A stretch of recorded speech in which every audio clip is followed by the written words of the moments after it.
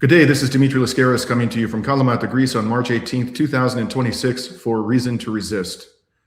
I returned to Kalamata yesterday. I've been away from Greece for the past 5 months. For most of that time, I was in Montreal. I did spend some time, as our regular viewers will know, in Colombia and Venezuela reporting on the aggression, the U.S. aggression against the government of Nicolas Maduro. I've come back to Kalamata in part because it's going to be much easier for Reason to Resist to cover the extraordinary events in West Asia and the Eastern Mediterranean from this location. And also the Greek government, I strongly suspect, is significantly involved in the war of aggression on Iran. And that's something that I also intend to cover and investigate in the weeks ahead. But my immediate purpose in coming here was to collect some belongings at a home I maintain here in the south of Greece before going to Iran.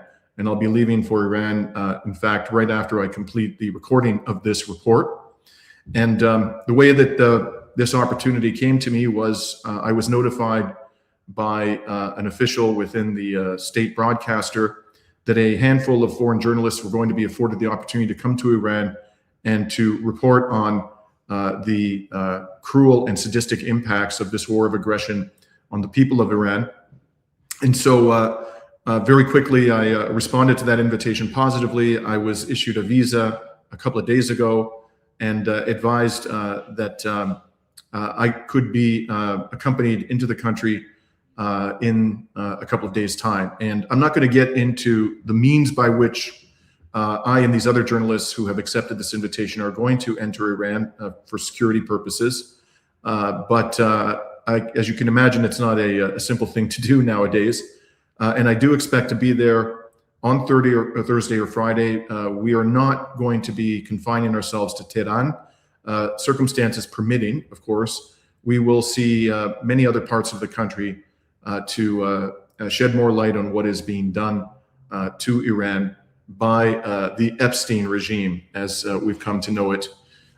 So for today's purposes, I wanted to advise our viewers that I will be going there, and also to let you know that I'm not sure if I'll be able to have access to the internet while I'm in Iran. I have a couple of contingency plans if that's the case. Some other way I may be able to report, not necessarily with video, but at least audio while I'm there. And in the worst case scenario, if I'm not able to do any reports from Iran while I'm in the country, then I'll certainly take extensive footage and share it with you as soon as I return to Greece, which I expect to be late next week. So please stay tuned. My colleague Rami Yahya will also be standing by to let our audience know what is going on during this excursion to Iran if I'm not able to reach you directly. Now, in the interim, and before I depart for the airport, I wanted to talk to you about recent developments in this criminal war of aggression. I was hoping to do that today with our friend and colleague Laith Marouf, who is in Beirut. He had agreed to be interviewed this morning. Something has happened. I don't think it's anything serious. I certainly hope not. As you can imagine, he takes extraordinary risks doing the work that he does as the executive director of Free Palestine TV, reporting from the front lines of Western barbarism. And I haven't been able to reach him this morning, so I decided to proceed without him. And hopefully he'll be able to join us at some point during this report before I have to depart from the airport. So before I begin talking about the most recent developments, I just want to remind you that if you find this video to be informative, please like and share it. If you're not already a subscriber, please become one. We are rapidly approaching 150,000 subscribers after having launched this channel in mid-2024. We're growing rapidly, but you can help us to grow even more rapidly and expand the reach of our unapologetic resistance journalism. So with that, let's get into it. I'd like to begin with a major political setback suffered within the last 24 to 48 hours by the war criminal Donald Trump. Now, Joe Kent, the director of the U.S. government's National Counter-Terrorism Center, just resigned over the Iran war. And I have up on the screen here his letter of resignation, which he published on social media. I believe it was yesterday or perhaps the day before. And as you'll see, he he says straight up in the second paragraph, I cannot in good conscience support the ongoing war in Iran. Iran posed no imminent threat to our nation, and it is clear that we started this war due to pressure from Israel and its powerful American lobby. Them's is fighting words, my friends, not likely to be received well by the government of the genocidal entity and its advocates in the United States. But he doesn't stop there. He goes on and says in the paragraph I've highlighted, the fifth paragraph, early in this administration, high-ranking Israeli officials and influential members of American media deployed a misinformation campaign that wholly undermined your America First platform and sowed pro-war sentiments to encourage a war with Iran. This echo chamber was used to deceive you into believing that Iran posed an imminent threat to the United States and that should you strike now, there was a clear path to a swift victory. This was a lie and is the same tactic the Israelis used to draw us into the disastrous Iraq war that cost our nation the lives of thousands of our best men and women. We cannot make this mistake again. Wow. And so you can now add Joe Kent's name to the growing list of high-profile MAGA Republicans who have turned on Israel with a vengeance. They include, of course, Marjorie Taylor Greene, Tucker Carlson, and Candace Owens, among others. And probably you could add to that list now Megyn Kelly as well.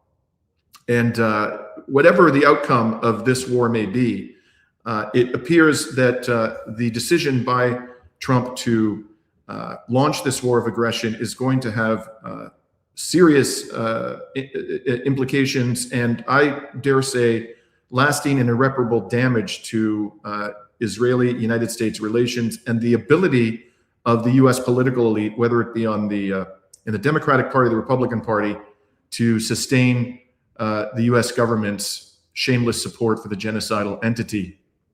Now, by the way, this claim or his position, which is clearly correct, every rational person on the planet knew it to be true long before Joe Kent said it, that Iran posed no imminent threat to the United States, had really no interest in going to war with it or with Israel, but was boxed into a corner and had no alternative but to do so.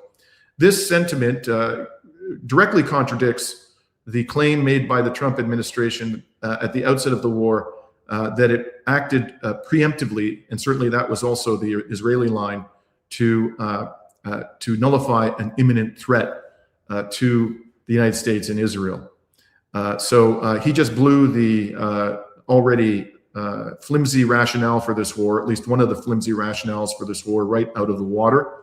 Now, a lot of people in the alternative media and in the corporate media who are not fans of Trump, have characterized the decision of Joe Kent to resign as an honorable one, proving that he is an honorable American. I beg to differ, folks. Although I think he did the right thing by resigning, and good things may well come from this, including further erosion in U.S. public support for the genocidal entity. I ask why he didn't resign at the very outset of this war. If he knew all along that Iran didn't pose an imminent threat, I can't understand why he would wait for the third week of this epic debacle. And that leads me to believe that, in fact, the reason for which he resigned at this particular point in time is that the writing is in the wall, that it will, in fact, turn out to be an epic debacle. And he didn't want to be associated with it because he did run for political office and does have political aspirations.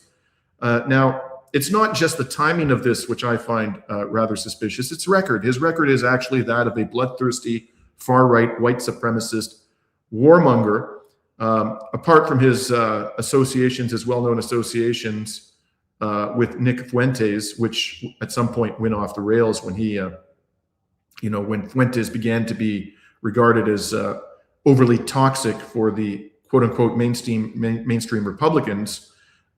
Kent, his record is chock full of disgraceful episodes, including the fact that he was funded in large part by Peter Thiel, the far-right billionaire, odious donor to war criminal candidates in the American political elite. Also, Steve Wynn, a criminal from Las Vegas, extraordinarily wealthy, who had well-documented ties to the mob and an utter contempt for democracy and basic human decency. They were two of his funders. He also Kent praised the first Trump administration's murder of Iran's top general Qasem Soleimani in 2020.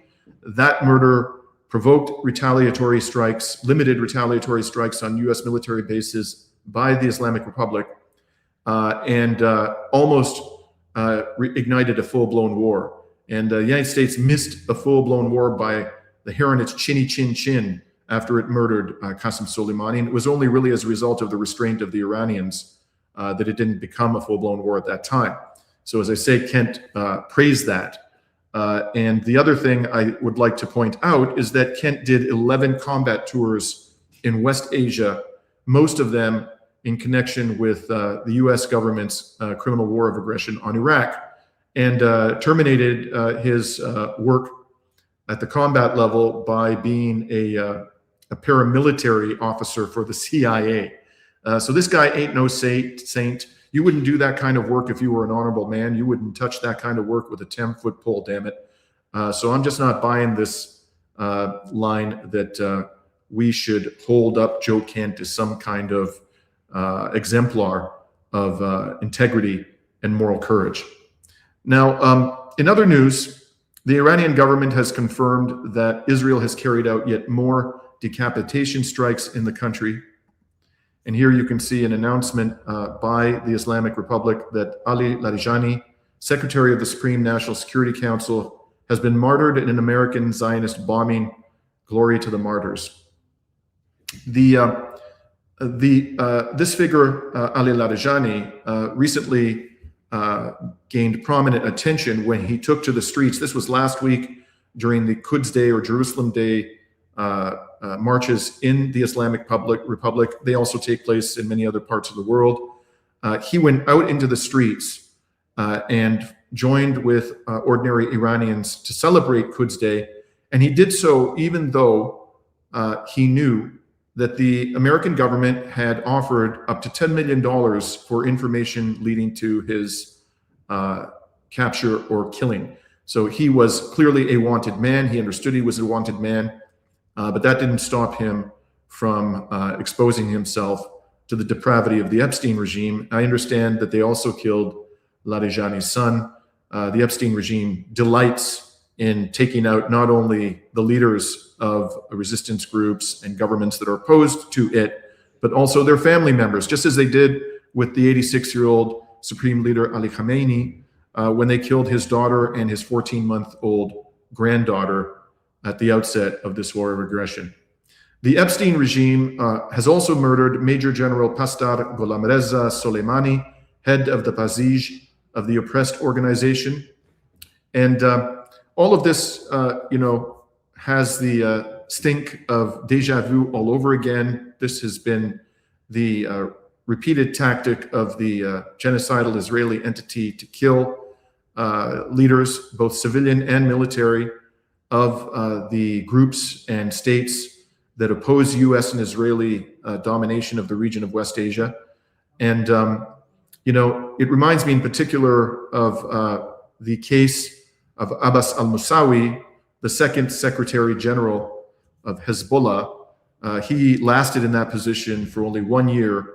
And in 1991, he was murdered along with his wife and his baby boy in an Apache helicopter Hellfire missile strike on a car in which he was traveling. And his successor was none other than Sayed Hassan Nasrallah, who became by far the most formidable leader of Hezbollah that the organization had ever seen, and miraculously remained alive and in that position for over 30 years.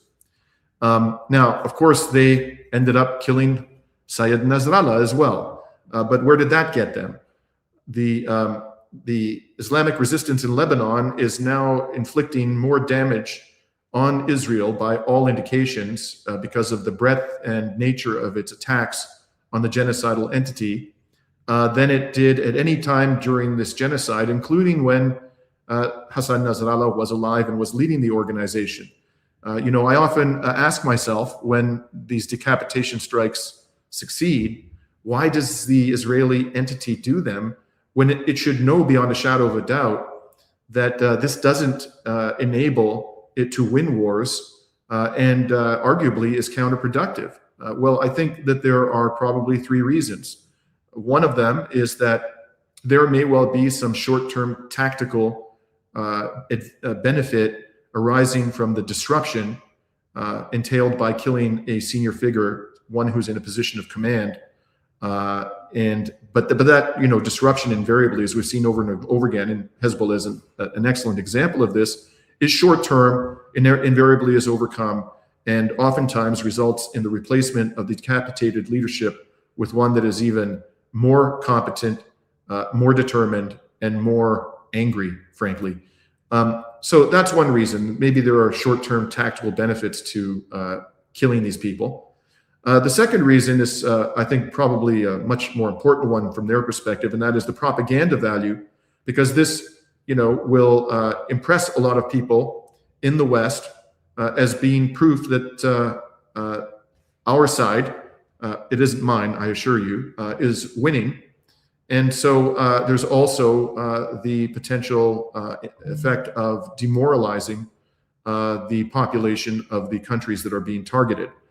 So there's certainly a propaganda value to this, even if there is no strategic benefit to it at all. And thirdly, and I think this may well be the most important reason why they continue to do this, even though it doesn't enable them to win these wars, not even close, is that they're just sadistic mass murderers, and their bloodlust is aroused by killing the people who are leading these organizations. And the more widely they are respected, the more accomplished they are from a military, intelligence, or political perspective, the more the genocidal mass murderers in Israel and the United States government delight in murdering these people along with their family members. But I really have no doubt that this isn't going to have a material and lasting impact on the course of this war. It doesn't solve the insuperable problems that the United States and Israel confront. Most importantly, the fact that they cannot open up the Strait of Hormuz. And that is something that I think is going to be critically important to the final resolution of this conflict. Now, let's turn at this point to events on the battlefield. Within the last 24 hours, Iran's military launched the 60th and 61st waves of True Promise 4. Here you can see up on the screen the announcement of the 61st wave by the Islamic Revolutionary Guard. In the name of Allah, the most gracious, the most merciful, the Islamic Revolutionary Guard Corps announced the martyrdom of the sincere fighter, Major General Pasdar Gholamreza Soleimani, head of the Basij of the oppressed organization. And then it goes on to say that they extend its condolences to the supreme leader. And further on down, I'm not going to pull it up on the screen in the interest of time, they announced that the 61st wave is being conducted as revenge for the murder of the Major General. Now, I'm going to share with you some of the imagery from the attacks last night on Tel Aviv. It was not the only part of the colony that was attacked, but it seems to have sustained the brunt of the damage. So first of all, here is a brief video of the Khorramshahr 4 opening up and releasing its submunitions, dozens of them, over the skies of Tel Aviv.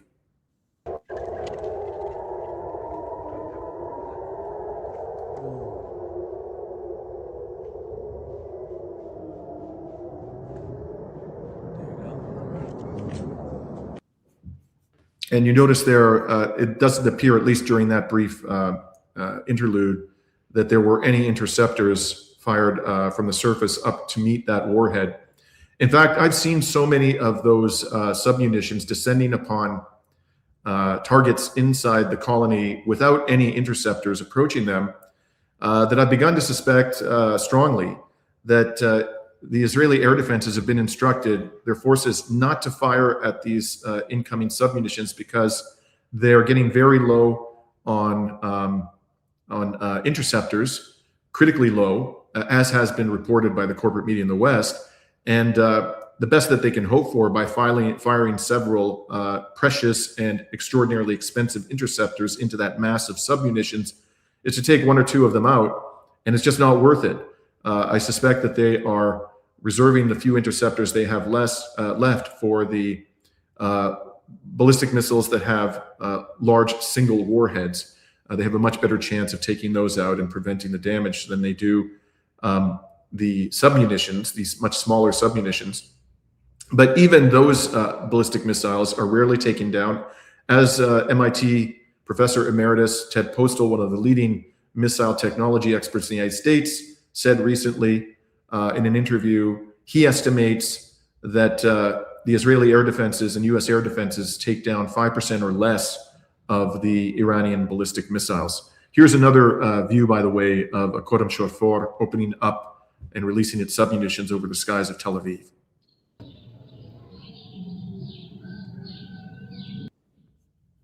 And again, there doesn't appear to be any interceptors in the sky in that brief clip.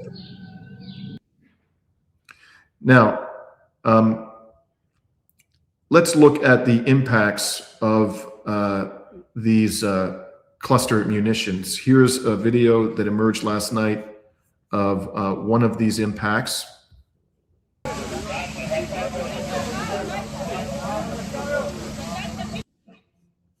And I think a suburb of Tel Aviv, it could be a separate community or a suburb of Tel Aviv by the name of Holon, also was hit. Here's a video of that aftermath. I think this also was a submunition from a Counter-Terrorism, judging from the size of the plume. If it was a single large warhead, I suspect that the plume would be much larger.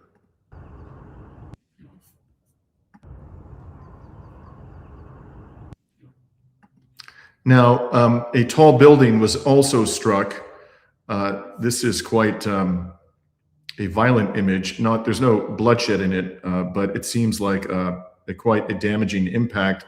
Although judging from the size of the explosion you're about to see, I suspect this was also a submunition and not a much larger single warhead missile.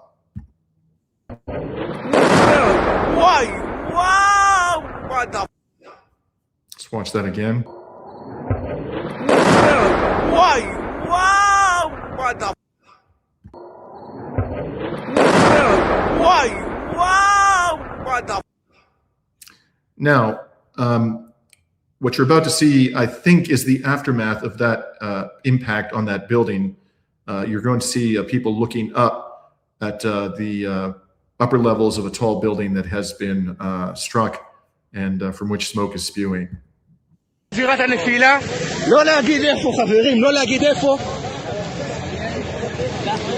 וואי, אשכרה פה הנפילה.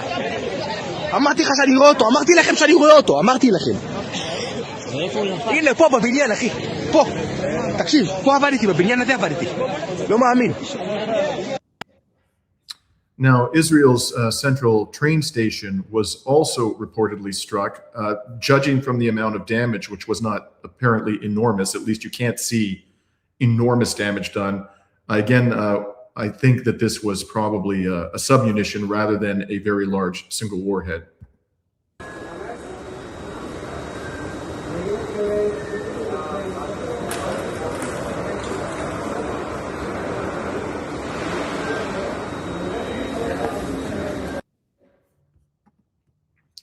Now, I'll show you a couple of other impacts from strikes that apparently occurred last night.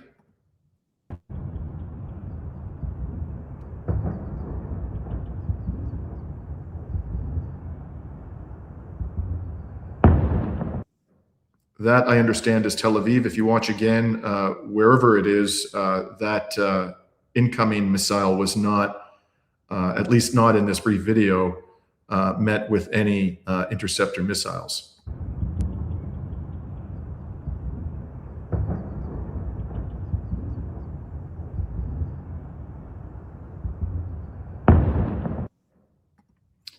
Now, again, we're 2.5 weeks into this war, and still we haven't seen any imagery. I've seen none, and if there had been some published, I suspect I would have seen it by now, of damage done to any Israeli military base. Not a single photograph, not a single video. In fact, I haven't even seen a report in the Israeli media about significant damage being done to an Israeli military base. I can't say with certainty that none have been published. But if there have been such reports, they are very, very few and far between. And, you know, are the Israelis expecting us to believe that after we've seen over and over again Iranian ballistic missiles penetrating their air defenses, that after more than 2 weeks of missile and drone warfare, none of their military bases has suffered significant damage? I mean, it is so obvious at this stage that they are going to absurd lengths, including prosecuting people with and potentially exposing them to multi-year prison sentences for publishing these videos. They're going to absurd lengths to convince us that they are weathering this incoming barrage day after day of missiles and drones extraordinarily well. When in fact, that just flies in the face of reason. You know, again, it stands to reason that they are even more exposed this time than they were in the 12-day war. And we saw enormous amounts of video footage of extraordinary damage done to Israel, including to military bases in that particular round of this war. And it stands to reason that they would have suffered at least as much, if not more damage this time around, because this time around, the Iranian military took out key radar installations of the U.S. military in the region, including those that are used to give early warning of incoming missile strikes to the colony at the very outset of the war, right around the very first weekend of the war, on the second or third day. That didn't happen in the 12-day war. Until the very end, there were no reports, no footage of any of these radar installations of the U.S. military in the Gulf autocracies having been damaged, let alone destroyed by the Iranian missile and drone forces. So, you know, we can't say with any confidence how severe the damage is to the Israeli military industrial complex, but I think it's a fair assumption that it has suffered very considerable damage indeed. Now, of course, this war is happening all over West Asia. And I'm going to show you a video that was just published by the Iraqi resistance, which has been very active over the past week.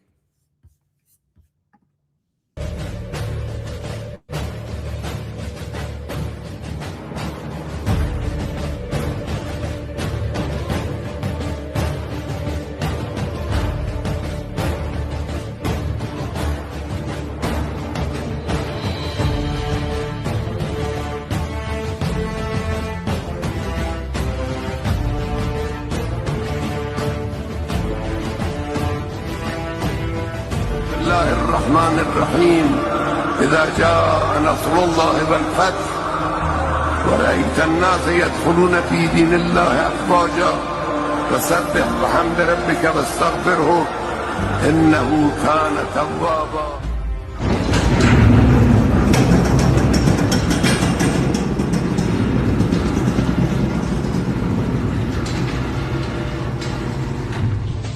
أولياء الدم أنتم تعرفون عاصم كالطار حيا وشيونا وأحيينا. So here is a video of a drone strike on the U.S. Embassy complex in the center of Baghdad, in an area known as the Green Zone, which I visited in 2024. At least I got to the outskirts of it and did a report on it. I've talked about that in prior episodes. This is quite an impressive strike, I must say.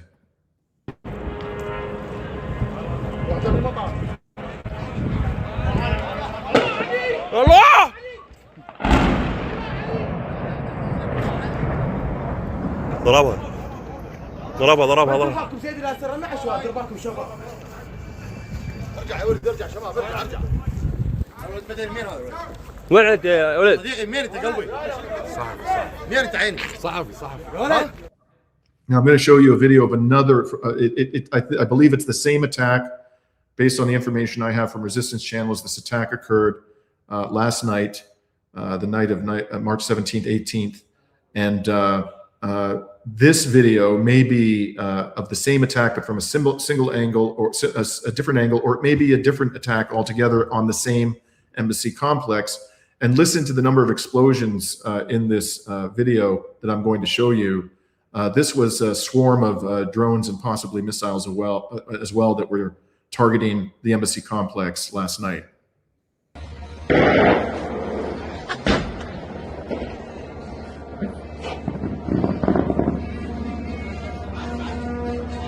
عبرت بابا طقت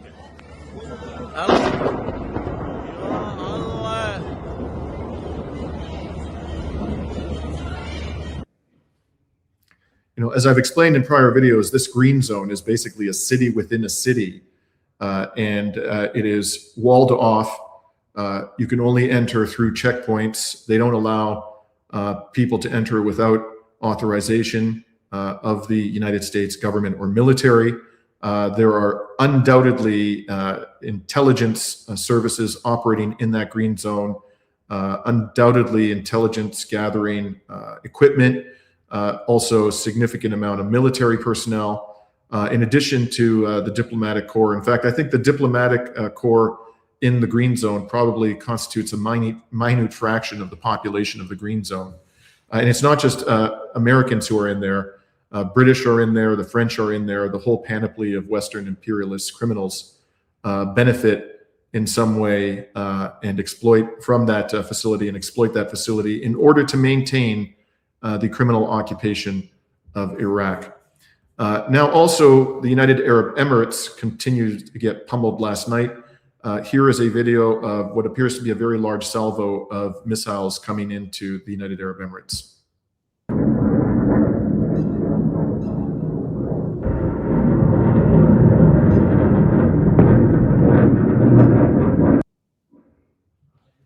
Now, as you saw there were two interceptor missiles in that clip. I'll show it again.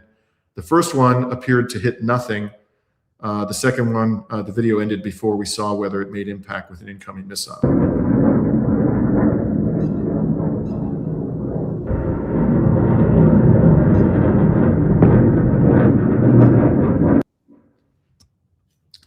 Now, back in I would say 2 weeks before this war, I did a report in which I talked about, you know, it seemed quite inevitable at that time that these criminals were going to attack Iran again. And I offered some humble suggestions as to how to respond to this attack. And one of the things that I said in that video was that I thought that the Iranian government and military should make an example of the United Arab Emirates. This is really a Mossad operation masquerading as a country, the UAE. It is a den of iniquity, a haven for dirty money. There are U.S. military forces and intelligence forces all over the United Arab Emirates. It has normalized with the genocidal entity. It is committing all manner of human rights atrocities in places like Sudan and Yemen. It is a scourge and a pestilence. And so I just came right out and said in that report a couple of weeks before this latest war of aggression was launched, that if I were, making decisions within the Iranian military and intelligence community, I would make an example of the United Arab Emirates, and that would be the primary focus of my forces' drone and missile attacks. Well, I'm not suggesting that I had any influence over the decisions of the Iranian military and intelligence personnel. I very much doubt that I did, but it seems like they themselves had a similar view. By all indications, the United Arab Emirates is finished. Its economic model has been demolished. If it tries to rebuild or recover, I think that this is going to be a stain on its long cultivated image as a place of stability and security in West Asia. So I really can't see it ever recovering economically from this unless it comes to its senses and expels the United States military from its territory, undoes the normalization with the sadistic genocidal entity, and begins to deal with the Islamic Republic of Iran in a respectful and cooperative manner, as all the states of the region should, frankly, particularly those that have a predominantly Muslim population. Now I'll complete this episode by updating you a little bit on what has been happening on the Lebanese front. This is a video published by Hezbollah, the Islamic resistance arm of Hezbollah, on March 16th. It shows a missile and drone operation against targets in northern occupied Palestine.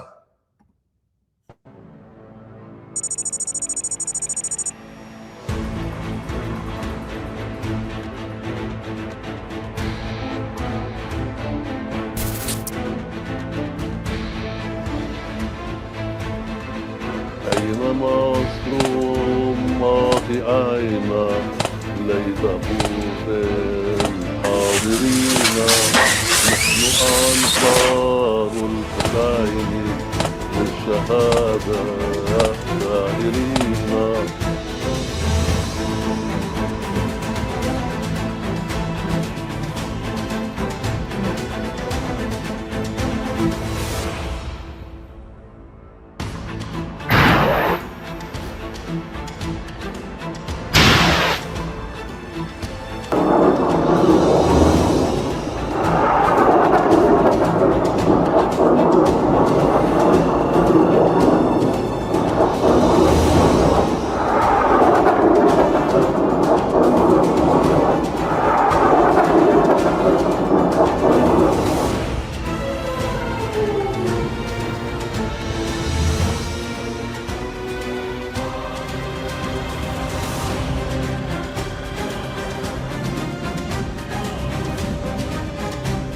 מלא, אתם לא יודעים איזה פיצוצים פה בינם.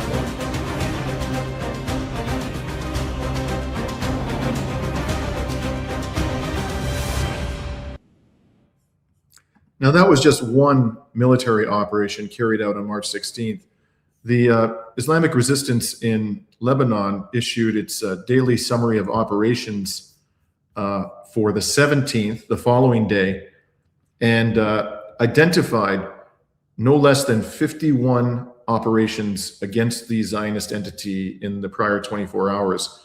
That is the single largest number of military operations, according to the summaries that it has been publishing from the very beginning of the genocide in occupied Palestine back in October 2023. I have never seen, and I've been following these reports assiduously, a claim by Hezbollah that it had mounted in excess of 50 military operations in one day.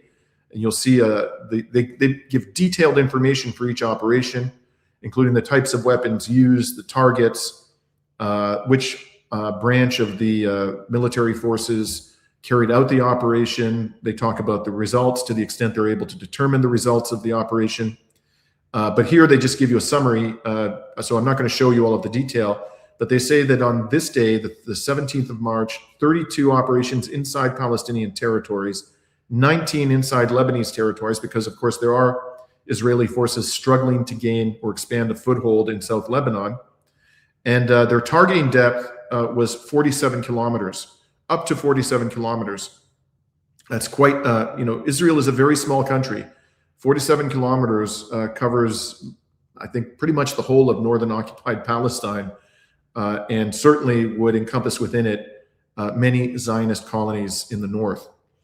They also say that they struck in that 24-hour period 8 military bases, 5 border positions, 19 cities and settlements, 2 command centers, and they repelled 19 ground advances by the Israeli genocide forces.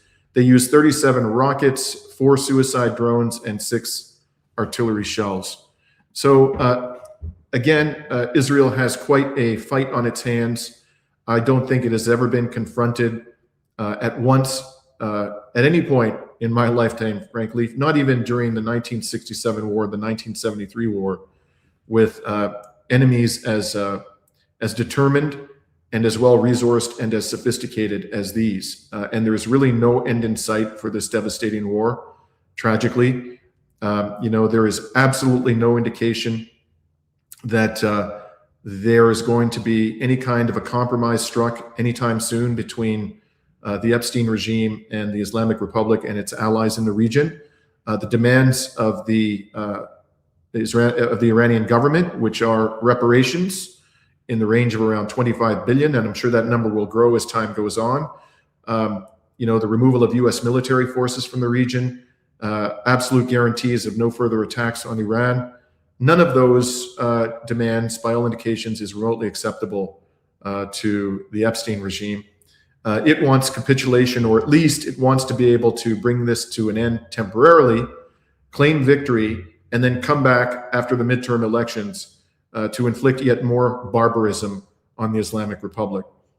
So given that there is no common ground between them, no overlap between their respective negotiating positions, no negotiations going on at all, as far as we can tell, this is going to escalate, I fear, and the economic consequences of that are going to be severe. to put it mildly. Last time I checked, the price of Brent crude was $103.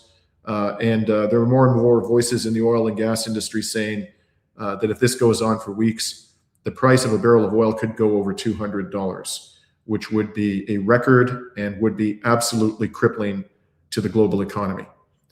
In any case, let's hope it doesn't come to that. I will report from you next on my way to Iran. I may be able to do a brief report before I actually enter the country and after I leave Kalamata in a few minutes' time. But I look forward to reporting from you to you from Iran, and hopefully while I'm there, somehow, some way, this devastating war will be brought to an end. But for the time being, I'm signing off. Dimitri Lascaris coming to you from Greece on March 18th, 2026.